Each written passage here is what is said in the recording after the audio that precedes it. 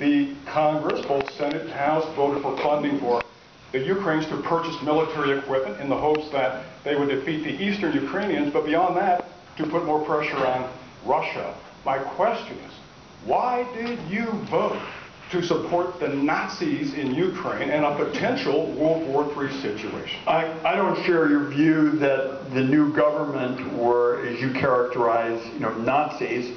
Obviously, after the front page story in the New York Times about the sort of end of the longtime leader's reign, they're not ideal in terms of what we would choose, but they're what the people did choose. And I think now what we're trying to do is figure out, particularly vis-a-vis Putin, how to handle that part of the world, because the Ukraine is not the only one of the potential dominoes that may fall. I've felt for a long time that the Russian leadership just would like to undo the whole revolution and go back to something resembling the Soviet Union. And we are going to face this again and again, which is why I think it's been so important for us to try to send these strong messages to Putin.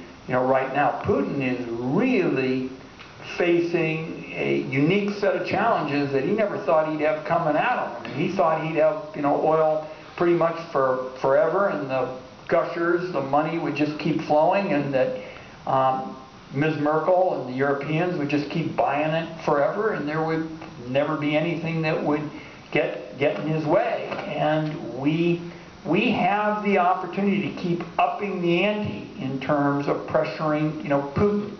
And I share your view that the Ukrainians would not be sort of our ideal of the founding fathers, but they are who the people brought forward after deposing the longtime leader. And I think now what we ought to be trying to do in that part of the world is to continue to put every possible economic pressure to bear on Putin, because that is going to, I think, mean that he has to focus on his economy and not trying to strip the rights of everybody in the world on the way to some kind of ideological dream of bringing back the Soviet Union.